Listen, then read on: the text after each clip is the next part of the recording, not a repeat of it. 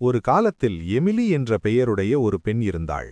அவள் கருணையுள்ளவளாகவும் மென்மையான மனம் கொண்டவளாகவும் அன்பால் நிரம்பியவளாகவும் இருந்தாள்.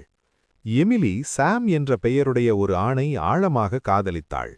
காலப்போக்கில் அவர்கள் திருமணம் செய்து கொண்டு மகிழ்ச்சியான எதிர்காலத்தை கனவு கண்டார்கள்.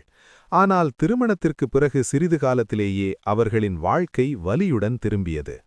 மருத்துவர் ஒரு அதிர்ச்சி தரும் செய்தியை தெரிவித்தார். எமிலிக்கு குழந்தை பெற முடியாத ஒரு மருத்துவ நிலை இருப்பதாக. புரிதலும் ஆதரவும் கிடைக்க வேண்டிய அந்த நேரம் இதய வேதனையின் தொடக்கமாக மாறியது. இந்த உண்மையை ஏற்க முடியாதோ அல்லது ஏற்க விரும்பாதோ ஆன சாம் அவளை விட்டு விலக முடிவு செய்தான். அவன் எமிலியுடன் விவாகரத்து செய்து விரைவில் வேறொரு பெண்ணை மணந்தான். எமிலி மட்டும் தனிமையில் தனது துயரத்தை எதிர்கொள்ள வேண்டிய நிலை ஏற்பட்டது. அதன் பிறகு எமிலியை நான் எப்போது பார்த்தாலும் அவளுக்காக என் மனம் இரக்கம் மற்றும் சோகத்தால் கனிந்துவிடும்.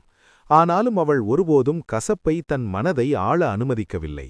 மாறாக அமைதியான வலிமையுடன் தன் வேதனையை சுமந்தாள். ஒருமுறை அவள் மென்மையாக என்னிடம், என் வாழ்க்கையையும் நான் மகிழ்ச்சியாக மாற்றிக்கொள்ள முடியும். சில நேரங்களில் என் இதயத்திலேயே ஒரு சிறுமி இருப்பது போல உணர்கிறேன் என்று சொன்னாள். தனிமை இருந்தபோதிலும் அவள் அந்த கனவை கற்பனை செய்வதை நிறுத்தவில்லை.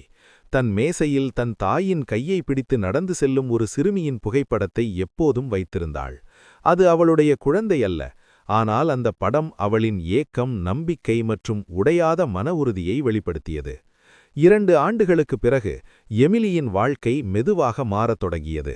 அவள் ஒரு புதிய வேலையை ஏற்று வேறொரு அலுவலகத்திற்குச் சென்றாள்.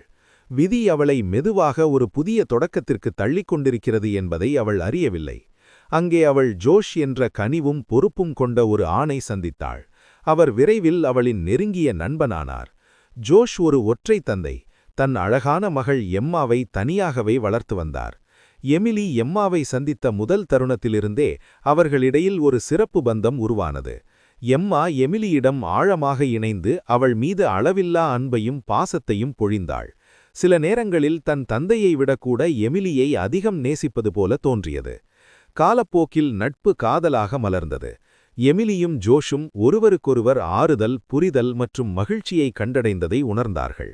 அவர்கள் அவசரத்தினால் அல்ல, உண்மையான காதலும் பகிர்ந்த கனவுகளாலும் திருமணம் செய்து கொண்டார்கள். எம்மாவின் மூலம் எமிலி ஒரு நாள் சாத்தியமில்லை என்று நினைத்த தாய்மையின் மகிழ்ச்சியை இறுதியாக அனுபவித்தாள். அவள் நீண்ட நாட்களாக வைத்திருந்த கனவு அவள் நினைத்த வடிவில் இல்லாவிட்டாலும் அதே அளவு அழகான ஒரு வழியில் நனவானது.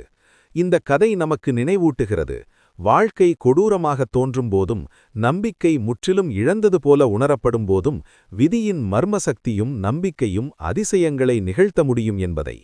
கனவுகள் நாம் எதிர்பார்த்த வடிவில் நிறைவேறாமல் போகலாம். ஆனால் அன்புக்கும் பொறுமைக்கும் நம்பிக்கைக்கும் நாம் திறந்த மனதுடன் இருந்தால் சாத்தியமற்றது கூட அமைதியாக சாத்தியமாக மாறலாம். அடுத்த ஒரு சுவாரஸ்யமான விஷயங்களோடு உங்களை சந்திக்கிறேன். நீங்கள் இதுவரைக்கும் நமது சேனலை சப்ஸ்கிரைப் செய்யாமல் இருந்தால் சப்ஸ்கிரைப் செய்து கொள்ளவும்.